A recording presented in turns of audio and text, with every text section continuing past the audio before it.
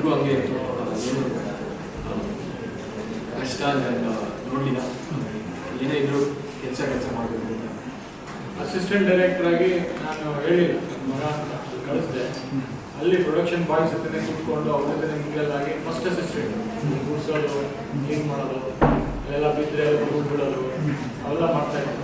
ಅದು ಅವ್ನು ಹೇಳಿದ್ರೆ ಮುಜುಗರ ಅವ್ರಿಗೆ ಒಂದಿನ ಬಂದ ಎಲ್ಲ ಕಲರೆಲ್ಲ ಕಟ್ಕೊಂಡು ಅದು ಯಾವುದೋ ಟೀಚರ್ ಕರಾಟಕ ಮಾಡಿದ್ವಿ. ಅದು ನೋಡಿದ್ರೆ ಅವತ್ತೆಲ್ಲ ಗುಡಿಸಿ ಎಲ್ಲ ಎತ್ಕೊಂಡ್ಬಿಟ್ಟು ಎಲ್ಲ ಆಗ್ಬಿಟ್ಟಿದೆ ಪ್ರಭುದೇವ. ಆಮೇಲೆ ನೆಕ್ಸ್ಟ್ ಡೇ ಕೇಳಿದ್ರೆ ನೀನು ಯಾಕೆ ಬಂದಿದ್ಯಾ, ಹೀರೋ ಆಗ್ಬೇಕು, ಇಲ್ಲಿ ಅಸಿಸ್ಟೆಂಟ್ ಡೈರೆಕ್ಟರ್ ಆಗಿ ವರ್ಕಿಂಗ್ ಹೀರೋ ಆಗ್ತೀಯ, ಹೀರೋ ಸೊ ಮಾಡಿದ್ದಾನೆ, ಕಷ್ಟಪಟ್ಟಿದ್ದಾನೆ. ಡ್ಯಾನ್ಸು ಅಷ್ಟೇ. ಆಮೇಲೆ ಅವ್ನು ಹೇಳ್ತಾ ಇಲ್ಲ ಮುಜುಗರ ಪಡ್ಕೊಂಡು 3 ವರ್ಷ ಡಿಗ್ರಿ ಆದ ನಂತರ ನ್ಯೂಯಾರ್ಕ್ ಹೋಗಿ ಅಲ್ಲಿ ವರ್ಕ್ಶಾಪ್ ಮಾಡ್ಕೊಂಡ.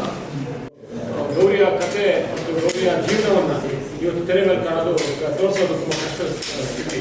ಮತ್ತು ನಾನು ಒಬ್ಬ ತಮ್ಮನಾಗಿ ಅವಳನ್ನು ನಾನು ನೋಡಿರೋ ರೀತಿಯೇ ಬೇರೆ.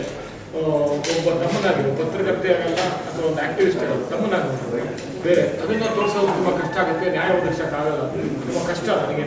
ಯಾಕೆ ಅಂತಂದರೆ ಹಲವಾರು ಅದು ವಿಷಯಗಳು ಹೊರಗೆ ಬರುತ್ತೆ. ನಾನು ಒಬ್ಬ ಅಕ್ಕನಾಗಿ ತೋರಿಸ್ಬೋದೇ ಹೊರತು ಒಂದು ಪತ್ರಕರ್ತೆ ಆಗಿ ಅಥವಾ ಒಂದು ಆಕ್ಟಿವಿಸ್ಟ್ ಆಗಿ ತುಂಬ ಕಷ್ಟ ಆಗುತ್ತೆ ನನಗೆ ವೈಯಕ್ತಿಕವಾಗಿ. ಸೊ ಈ ರೀತಿಯಲ್ಲಿ ಅವಳು ಒಂದು ಅಕ್ಕನಾಗಿ, ತಾಯಿಯಾಗಿ ನಾನು ಅವಳನ್ನು ನೆನೆಸ್ಕೊಂಡು ಅವಳ ನೆನಪಿನಲ್ಲಿ ಅವಳ ಸ್ಥಿತಿಗೆ ಹೊರತು ನಾನು ಮುಂಚಿನ ಹೇಳಿದೆ, ಮೂರ್ತದಲ್ಲೇ ಹೇಳಿದೆ, ಗೌರಿಯ ಕಥೆ ಅಲ್ಲ ಅದು.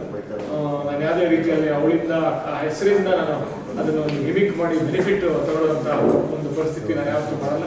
ಅವಳ ಆಶೀರ್ವಾದ ಪಡೆದ ಹೊತ್ತು ಅವ್ರ ಸಮಾಧಿ ಹತ್ರ ನಮ್ಮ ಇನ್ವಿಟೇಷನ್ ಕಾರ್ಡ್ ಇತ್ತು, ಅವ್ರ ಮುಂದೆ ಮುಹೂರ್ತ ಮಾಡಿ ಅವ್ರು ಫಸ್ಟ್ ಟೈಮ್ ತಗೊಂಡು ಅವತ್ತೇ ಹೇಳಿದೆ ಗೌರಿಯ ಕಥೆ ಎಲ್ಲ ಆಯಿತು. ಗೌರಿಯ ಪ್ರೀತಿ ಇಟ್ಟಿದ್ದೀನಿ ಹೆಸರು ಅವ್ರಿಗೆ ಹೇಳಿದ್ರೆ ಇವತ್ತು ಅದನ್ನ ಹೇಳ್ತೀನಿ. ಯಾಕಂದರೆ ಅದರಿಂದ ನಾನು ಲಾಭ ಪಡೆಯೋದಾಗಲಿ, ಅದರಿಂದ ಗಿಮಿಕ್ ಮಾಡೋದಾಗಲಿ ಅದು ಬೇಕಾಗಿಲ್ಲ. ಯಾಕಂದರೆ ಅವಳು ಅಕ್ಕನಾಗಿ, ತಾಯಿಯಾಗಿ ನನಗೆ ತುಂಬ ಹೆಮ್ಮೆ ಇದೆ, ಅವಳ ಬಗ್ಗೆ ತುಂಬ ಪ್ರೀತಿ ಇದೆ.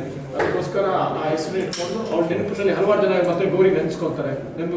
ಗೌರಿಯ ಲಂಕೇಶನ್ನ ಒಂದು ಅಕ್ಕನಾಗಿ ನೆನೆಸ್ಕೊತಾರೆ, ಅವಳನ್ನು ಸ್ನೇಹಿತೆಯಾಗಿ, ಗೆಳತಿಯಾಗಿ ನೆನೆಸ್ಕೊತಾರೆ. SSTV ಸಿನಿಮಾ ಜಗತ್ತಿನ ಕ್ಷಣ ಕ್ಷಣದ ಸುದ್ದಿಯೊಂದಿಗೆ.